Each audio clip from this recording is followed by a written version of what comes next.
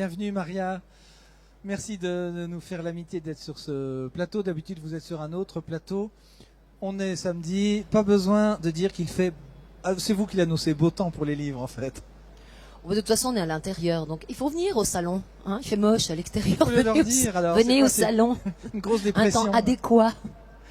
Alors bon, on se connaît depuis longtemps, on explique depuis 4 jours que les amitiés se tissent des fois dans une poignée de main, un regard, et le fait de travailler ensemble, c'était en 85. C'était l'instruction publique et vous aviez accepté, alors que vous êtes comédienne et cantatrice, de faire un mode d'emploi vidéo pour apprendre à se servir du Olivetti M24. Et vous appuyez sur des touches et j'ai encore les images. Je ne saurais pas plus le refaire. On ne saurait plus le refaire. Aujourd'hui, on est obsolète tous... en plus. Oui, iPad et iPhone.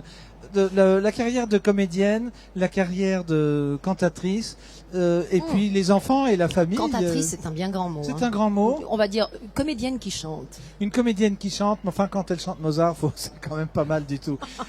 Quelle est la prochaine je sais plus quoi, mais c'est la prochaine étape, the next issue, j'avais ça en anglais. Oui, la prochaine actualité. Allez. Alors je finis de jouer une création, donc demain dimanche au théâtre Pitoef. Une création d'un auteur quand même genevois, enfin une auteure puisque c'est une femme, elle s'appelle Valentine Sergault et la pièce s'appelle La divergence des trajectoires. Et puis à fin mai début juin, je pars en Belgique enregistrer mon premier disque, mais qui sera en fait un tremplin pour un spectacle qui suivra. Vous voulez dire que vous allez enregistrer un futur MP3, pirater le premier disque, ça marque mais 100 oui, mais moi je suis pour. Oui, le MP3 mais c'est très bien, mais c'est bien. C'est normal, il faut vivre avec son temps. Mais après, il faut faire en sorte aussi que les musiciens s'y retrouvent parce que... Ce n'est pas moi qui ai tenté cet aphorisme, il faut vivre avec son temps. Hein. C'est vous qui nous du temps, vous saluez. J'ai retenu de vous, eh bien, qu'est-ce que c'était? C'était nuage sur le relief avec risque de précipitation. Puis vous aimiez à saluer les amis qui vous écoutaient en disant, on aurait pu nous dire qu'il allait pleuvoir demain. Ça, c'était il y a quelques années. On a eu la chance de travailler ensemble. Il y a une autre actualité, mais alors elle est pour dans quelques jours. C'est vous lisez des textes, vous faites de la lecture, mais pas de la lecture comme les profs. Oui. Voilà, de ce petit livre que j'ai là, un livre pour enfants. C'est bien, c'est un livre pour enfants, mais enfin les adultes peuvent aussi le lire. J'encourage d'ailleurs les adultes à lire pour pouvoir ensuite le raconter aux enfants. C'est important de raconter des histoires aux enfants. Donc je vais lire ce petit ouvrage le jour où j'étais pas née. Dans une grande enseigne genevoise, une librairie. Oui. Comment on va pas le dire, hein. Non, 15h30. Oui. À 15h30. Oui. Voilà, puis on va finir sur juste cette première page. Et puis en régie, on fera un petit. C'est pour vous donner envie de venir. Merci Maria, à très bientôt, à mercredi. Mais oui, à mercredi. On vous attend nombreux. On va zoomer vers Maria qui est en train de lire, oui, parce que moi je n'ai pas grand intérêt à l'image. Comment cela fait quand on sent que la vie n'est pas juste? Moi je me souviens de la première fois. Une sensation brûlante en haut de l'estomac qui survient sans crier gare. Rien à voir avec les fois où, enfant, on mangeait trop de riz au lait comme dîner et que ma grande sœur avait des angoisses après. Rien à voir avec les fois où j'étais malade. Sérieusement, après avoir attrapé je ne sais quel microbe dans le pays chaud et lointain de mon enfance. Papa avait dit, cette fois, tu es malade pour de vrai.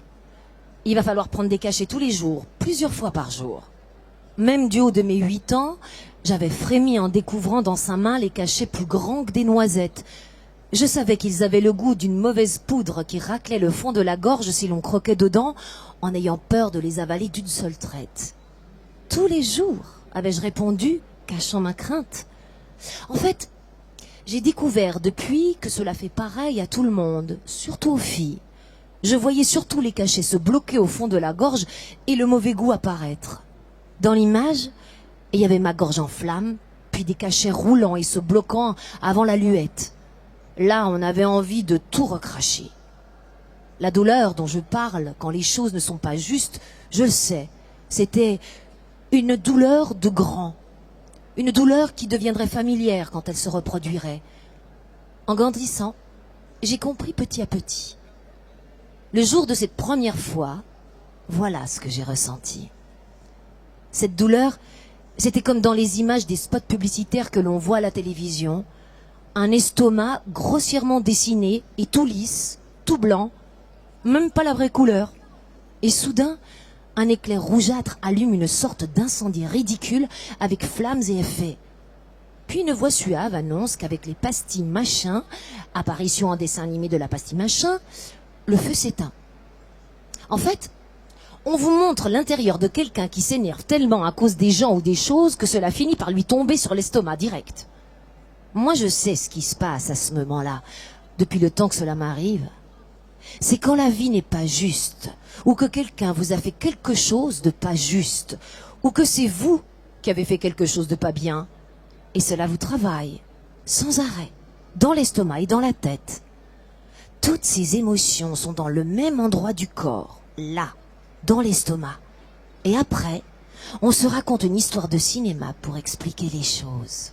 Merci, on peut vous applaudir. On salue Delphine Murano qui peut pas être sur ce plateau aujourd'hui. C'est aux éditions Limonade, bien connu pour les aventures de Doudou. On salue aussi Philippe Cruit qui a fait des illustrations merveilleuses. Merci de lire ce texte, ça me touche beaucoup. Merci, j'ai envie de lire la suite maintenant oui, oui. aux gens. Venez mercredi ou alors sur France Loisirs bien évidemment. Merci beaucoup. Bon Merci, salon, Daniel. il fait humide, il fait chaud, mais votre voix porte toujours au-delà des montagnes. Et bien après. Et bien après, oui. Peut-être jusqu'en Italie, dans les Apennins ou jusque dans les Pouilles. Merci.